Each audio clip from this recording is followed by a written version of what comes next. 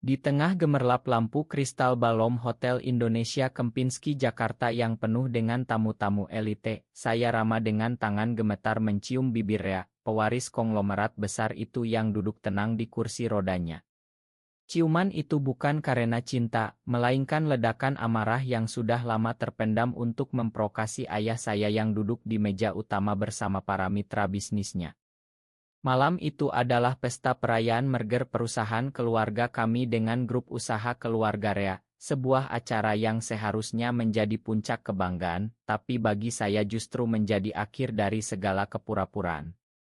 Ayah saya baru saja mengumumkan pertunangan saya dengan putri salah satu teman bisnisnya, seorang gadis baik-baik dari keluarga keturunan Betawi yang katanya bisa memperbaiki saya.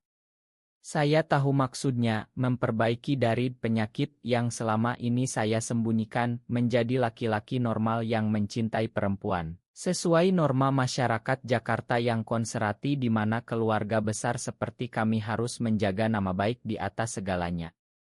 Saya berusia 28 tahun, bekerja di divisi pemasaran perusahaan ayah, tapi hati saya selalu terbelah.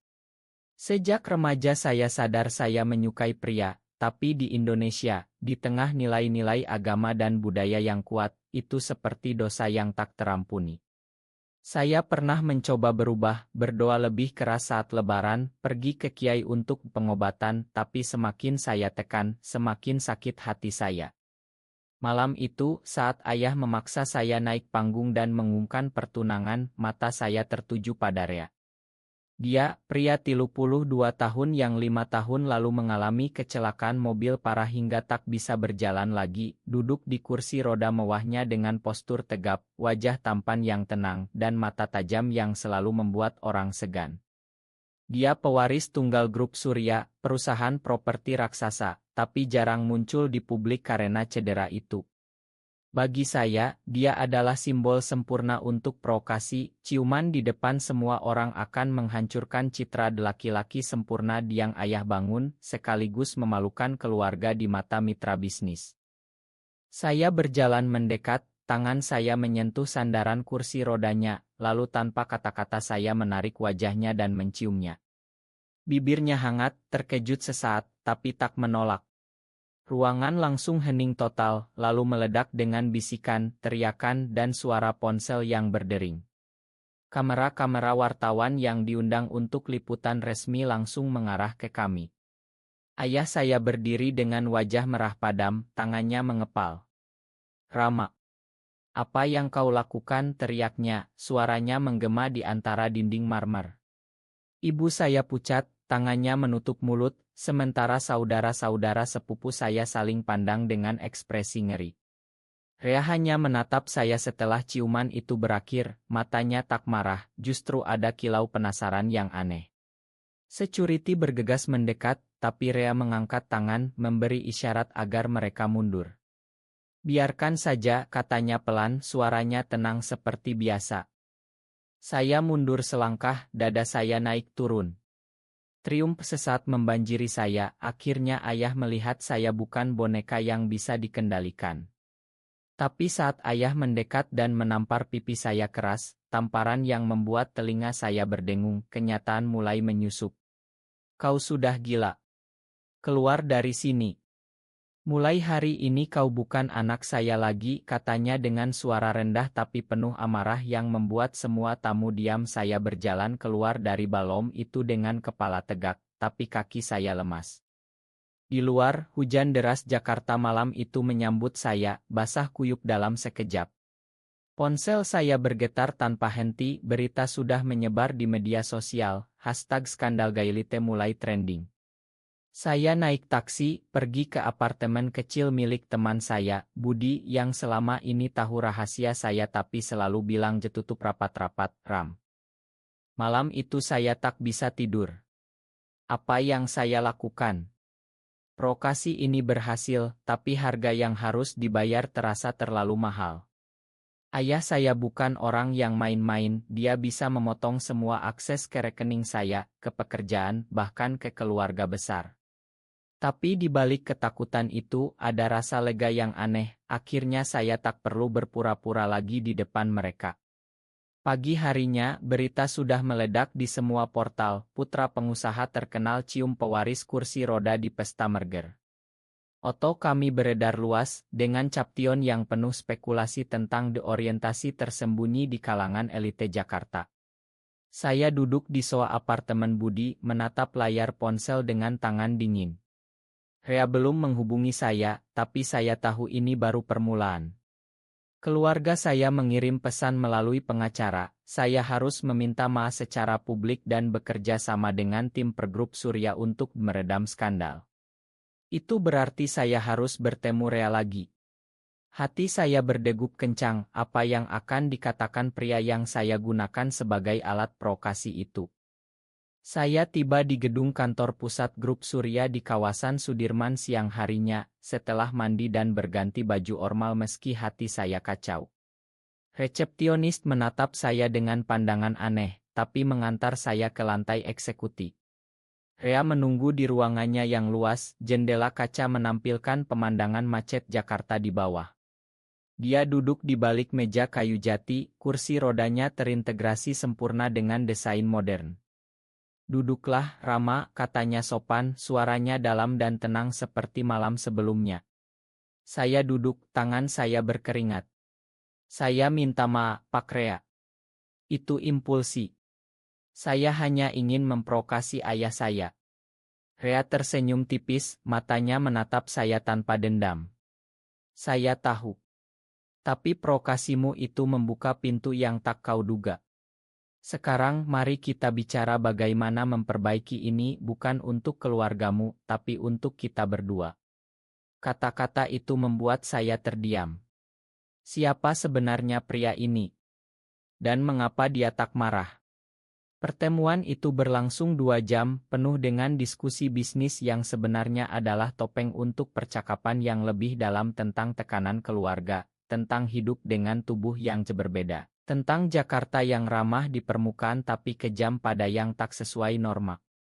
Saat saya keluar dari gedung itu, hujan sudah reda, tapi badai di hati saya baru saja mulai. Saya kembali ke apartemen Budi dengan pikiran berputar-putar. Pertemuan dengan Rea tadi tak seperti yang saya bayangkan, bukan amarah atau tuntutan ganti rugi, melainkan percakapan yang membuat saya merasa dilihat untuk pertama kalinya. Rea bercerita singkat tentang kecelakaannya, malam hujan di tol Jagorawi, argumen telepon dengan ayahnya tentang kehidupan pribadi yang tak pernah dia ungkapkan sepenuhnya, lalu remblong yang membuat mobilnya menabrak pembatas. Sejak itu, kursi roda menjadi bagian dari hidupnya, tapi dia tak pernah biarkan itu menghentikan ambisinya membangun perusahaan. "Tubuh ini terbatas, tapi pikiran dan hati tak pernah," katanya sambil tersenyum. Kata-kata itu menggema di kepala saya sepanjang malam. Pagi berikutnya, ayah saya mengirim pesan resmi melalui pengacara. Saya harus ikut tim untuk wawancara klarifikasi yang akan menampilkan saya dan Rea sebagai teman baik yang salah paham. Itu artinya saya harus menghabiskan lebih banyak waktu dengan Rea. Saya datang ke rumah mewahnya di kawasan Pondok Indah, sebuah mansion modern dengan lift khusus untuk kursi roda dan taman tropis yang indah. Rea menyambut saya di teras belakang, ditemani secangkir kopi tubruk panas. "Kau tak perlu takut padaku, Rama. Aku tak marah karena ciuman itu. Malah itu membuatku berpikir ulang tentang hidupku yang terlalu terkendali." Kami mulai bicara lebih terbuka. Saya ceritakan bagaimana sejak kecil saya merasa berbeda, bagaimana ibu saya pernah menemukan majalah pria di kamar saya dan langsung membakarnya sambil menangis, bagaimana ayah saya mengancam akan memotong warisan jika saya tak normal. Rea mendengarkan tanpa menghakimi, lalu berbagi ceritanya sendiri, bagaimana setelah kecelakaan, keluarganya semakin protektif, tapi juga semakin menekan agar dia menikah dan punya pewaris sejati. Hari-hari berikutnya, pertemuan kami semakin sering, bukan hanya untuk tapi karena ada sesuatu yang tumbuh di antara kami. Rea mengajak saya ke kantornya, memperkenalkan saya pada timnya, dan secara tak langsung mengajari saya tentang ketangguhan. "Di Indonesia ini, kita yang berbeda harus belajar berdiri sendiri, Rama. Jangan biarkan keluarga menentukan siapa dirimu. Saya mulai melihat dia bukan hanya pewaris kaya yang duduk di kursi roda, tapi pria yang punya kedalaman, humor kering, dan kebijaksanaan yang membuat saya merasa kecil. Suatu sore, saat kami berjalan-jalan di taman rumahnya, saya mendorong kursi rodanya, seorang tetangga lewat dan melirik kami dengan pandangan curiga.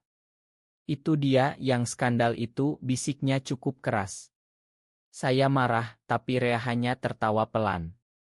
Biarkan mereka bicara. Yang penting kita tahu siapa diri kita. Di tengah itu semua, Budi, teman saya, mulai gelisah. Ram, kau sering ke sana. Jangan-jangan kau beneran suka dia, tanyanya suatu malam sambil kami minum bir di balkon apartemen. Saya mengelak, tapi dalam hati saya tahu ada benih perasaan yang mulai tumbuh, bukan sekadar rasa terima kasih, tapi ketertarikan yang dalam. Saya mulai mempertanyakan segalanya, apakah provokasi saya itu benar-benar hanya untuk melawan ayah, atau ada bagian dari saya yang memang mencari koneksi sejati dengan seseorang yang memahami rasa berbeda dini. Rea tak pernah memaksa, tapi kehadirannya seperti pelajaran hidup yang tak terduga. Saat saya pulang malam itu, hujan deras lagi menyambut Jakarta, tapi hati saya mulai hangat. Hubungan kami semakin dekat seiring waktu. Rea mengajak saya ke Bandung untuk rapat bisnis, naik kereta eksekutif agar lebih nyaman baginya. Di perjalanan kami bicara panjang lebar tentang tekanan masyarakat. Di sini, guys, seperti kita sering disebut penyimpangan, Rama. Tapi lihat saja, kita tetap hidup, tetap berkontribusi. Dia cerita tentang komunitas kecil yang dia dukung diam-diam, yayasan untuk penyandang disabilitas yang juga membuka ruang bagi yang berjuang dengan identitas. Saya merasa semakin terbuka, menceritakan mimpi saya yang tertunda, ingin membuat startup sosial, bukan melanjutkan bisnis keluarga yang penuh politik. Di Bandung saat makan malam di restoran dengan pemandangan gunung, tangan saya tanpa sengaja menyentuh tangannya di atas meja. Dia tak menarik diri. Malam itu, di hotel, kami duduk di balkon, angin dingin pegunungan menyapu. Kau tak perlu takut lagi, Rama. Aku di sini, katanya pelan. Kata itu membuat dada saya sesak, pertama kali ada yang bilang begitu tanpa syarat. Kembali ke Jakarta, keluarga saya mulai mendekati lagi. Ibu menelepon, menangis, meminta saya pulang untuk bicara baik-baik. Ayah mengirim proposal rekonsiliasi, saya harus putus kontak dengan Rea dan nikahi gadis itu. Saya tolak mentah-mentah. Tapi konflik datang dari tempat tak terduga. Budi yang selama ini saya anggap teman setia, mulai iri. Suatu hari dia bocorkan chat pribadi kami ke grup teman lama, yang berisi pengakuan saya tentang perasaan pada Rea. Berita itu menyebar cepat di kalangan elite, membuat skandal lama kembali meledak. Ayah saya marah besar, menelepon saya, kau sudah hancurkan nama baik keluarga 2 kali. Rea tenang menghadapinya, tapi saya melihat dia lelah. Ini ujian, Rama. Kau harus pilih, lari atau hadapi. Saya pilih hadapi. Kami buat pernyataan bersama di media, bilang bahwa hubungan kami adalah persahabatan yang tulus, tapi dalam hati saya tahu itu lebih dari itu. Perasaan cinta mulai jelas, tapi saya takut mengakuinya karena trauma masa lalu. Rea mengajari saya sabar, mengajak meditasi di masjid kecil dekat rumahnya, mengingatkan bahwa Tuhan menciptakan kita beragam. Cinta tak pernah salah, asal tulus, katanya. Hari-hari penuh ketegangan itu membuat saya tumbuh, saya belajar berdiri sendiri, mencari pekerjaan relance, dan mulai melihat Rea bukan lagi korban provokasi saya, tapi orang yang saya sayangi. Krisis mencapai puncak saat ayah Rea, Pak Surya, memanggil kami berdua ke rumah besar di Menteng. Ruangan penuh dengan oto keluarga lama, suasana tegang. Kau sudah bawa malu ke keluarga ini, Rea, katanya dingin ke anaknya. Dan kau, Rama, jangan pikir kau bisa masuk begitu saja. Rea membela saya dengan tegas, bicara tentang hak hidupnya sendiri meski di kursi roda. Saya melihat kekuatan di matanya, kekuatan yang lahir dari penderitaan. Malam itu, setelah pertemuan, Rea mengajak saya ke taman belakang. Aku tak pernah menyesal kecelakaan itu membawaku ke titik ini, karena sekarang aku bertemu kau, katanya. Kami berpelukan pertama kali, pelukan hangat yang penuh makna, tanpa kata-kata berlebih. Tapi pengkhianatan budi berlanjut, dia kirim email anonim ke media tentang hubungan terlarang de kami, lengkap dengan oto candid saat kami di Bandung. Skandal meledak lagi, saham grup Surya turun, klien mundur. Saya merasa bersalah, ingin pergi menjauh untuk selamatkan Rea. Pergi saja kalau kau mau, tapi itu berarti kau kalah dengan ketakutanmu, kata Rea saat saya bilang niat itu. Dia ajari saya tentang pengampunan, bahkan pada Budi yang akhirnya minta maaf karena iri dan takut sendiri dengan identitasnya. Saya kunjungi Budi, bicara dari hati ke hati, dan dia mulai terbuka tentang perjuangannya sendiri. Itu pelajaran besar, kita semua sedang berjuang. Di tengah krisis perusahaan, saya bantu Rea dengan ide-ide pemasaran baru yang memanatkan cerita ketangguhan disabilitas, mengubah narasi negatif menjadi inspirasi. Kerja sama kami semakin erat, dan perasaan cinta tak bisa lagi dipungkiri. Suatu malam di Bogor, saat liburan singkat, kami duduk di teras Ila, bintang-bintang di atas. Aku mencintaimu, Rama, kata Rea pelan. Saya balas dengan ciuman lembut, kali ini bukan provokasi, tapi tulus. Pengorbanan datang saat rapat besar keluarga besar saya di rumah ayah di Kemang. Semua saudara hadir, atmosfer dingin. Ayah ultimatum, putus dengan Rea atau kehilangan segalanya, warisan, nama, bahkan akses ke ibu. Saya berdiri di depan mereka semua, suara saya bergetar tapi teguh. Saya mencintai Rea. Dia ajari saya jadi laki-laki sejati yang tak takut pada siapa dirinya. Kalau itu berarti kehilangan keluarga, saya terima. Ruangan hening, ibu menangis, tapi ayah diam saja. Rea menunggu di luar, di mobil an khususnya. Saat saya keluar, dia tersenyum bangga. Kau sudah dewasa, Rama. Kami hadapi boikot bisnis, tapi Rea ajari saya strategi bertahan, bangun jaringan baru, fokus pada nilai kemanusiaan. Saya resign dari perusahaan ayah, mulai usaha kecil bersama Rea, yayasan yang mendukung pemudal dan penyandang disabilitas di Indonesia. Proses itu penuh air mata, pertengkaran kecil, tapi juga tawa. Rea ajari saya bahwa cinta bukan tentang sempurna, tapi tentang menemani di saat sulit. Saat Lebaran tiba, kami rayakan berdua di Bogor, tanpa keluarga besar, tapi dengan damai yang baru. Saya sadar provokasi awal itu adalah katalisator, tapi Rea yang mengubah saya jadi versi terbaik. Akhirnya, setelah berbulan-bulan, keluarga mulai melunak. Ibu datang diam-diam ke acara pembukaan yayasan kami, memeluk saya sambil menangis. Ayah masih keras kepala, tapi mengirim pesan singkat, jaga dirimu. Itu cukup bagi saya. Rea dan saya membangun hidup bersama di rumah kecil di pinggir Bogor, dengan taman yang mudah diakses kursi roda. Dia tetap jadi pemimpin perusahaan, saya jadi partner setianya. Cinta kami tumbuh pelan, penuh pengertian, menghadapi tatapan orang di jalan, tapi tak lagi peduli. Saya belajar bahwa kebahagiaan tak datang dari provokasi, tapi dari keberanian menerima diri dan orang yang kita cintai. Suatu sore di teras, saat matahari terbenam menyinari sawah, Rea memegang tangan saya. Terima kasih sudah menciumku dulu, candanya. Kami tertawa bersama, hati penuh syukur. Perjalanan ini panjang, penuh luka dan pelajaran, tapi akhirnya membawa kami ke sini, dua pria yang saling melengkapi di tengah Indonesia yang sedang belajar menerima perbedaan. Apakah sebuah provokasi impulsi bisa mengubah seseorang menjadi versi terbaik dirinya melalui cinta yang tulus, atau itu semua hanyalah kebetulan belaka? Benar atau salah?